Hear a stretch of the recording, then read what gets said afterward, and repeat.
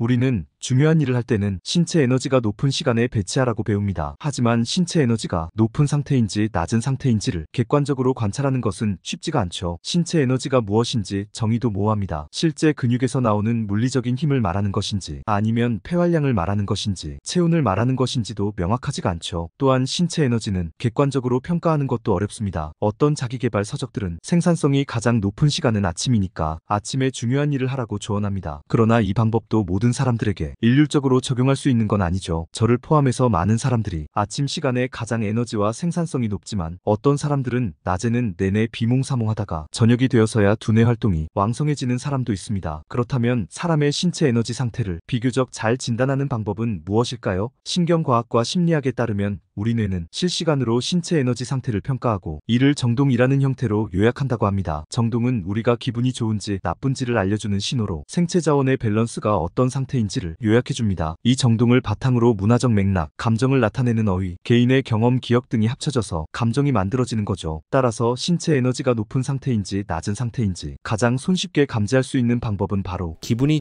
좋은지 나쁜지를 확인하는 것입니다. 콘텐츠 크리에이터로서 저는 기분이 좋을 때는 전자책도 쓰고 블로그 포스팅도 하고 유튜브 영상도 제작하는 등 모든 것을 다 할 수 있을 것만 같은 의욕이 넘칩니다. 하지만 피곤하고 에너지가 떨어질 때는 내 콘텐츠가 별거 아닌 것 같아 보이고 경쟁자가 너무 많아 보이고 블로그도 유튜브도 모두 레드오션 같아 보이는 착시에 빠질 때도 있습니다. 이걸 이렇게 열심히 한다고 뭐가 되겠어? 라는 회의적인 생각이 먼저 들 때도 있죠. 동일한 업무라도 기분 상태, 즉 신체 에너지 상태에 따라서 다르게 느껴지는 것이죠. 아침이든 저녁이든 나에게 가장 의미 있는 일, 그리고 장기적으로 좋은 결과를 가져올 중요한 일을 할 때는 에너지가 높은 시간대에 배치하는 것이 효과적이죠. 이를 위해서는 한 달 정도 시간대별로 자기의 기분 상태를 관찰하고 기록하는 것이 필요합니다. 기분이 좋은 시간대와 나쁜 시간대를 간단한 그래프로 표시해보세요. 처음에는 기분이 좋다, 나쁘다, 중립 정도로만 표시해도 충분합니다. 기분을 정량화하기는 어렵지만 꾸준히 기록하다 보면 기분 변화에 더 민감해질 수 있습니다. 그 후에는 기분을 더 세분화해서 자기만의 지표를 개발해봐도 좋습니다. 예를 들어 매우 좋음, 좋음, 보통, 나쁨, 매우 나쁨 등의 단계로 나눠보는 거죠. 자기만의 판단 기준을 만들어보는 것도 좋습니다. 예를 들어 똑같이 기분 좋은 상태라도 웃고 있었는지 무표정이었는지, 기분 나쁜 상태라도 그냥 좀 울적했는지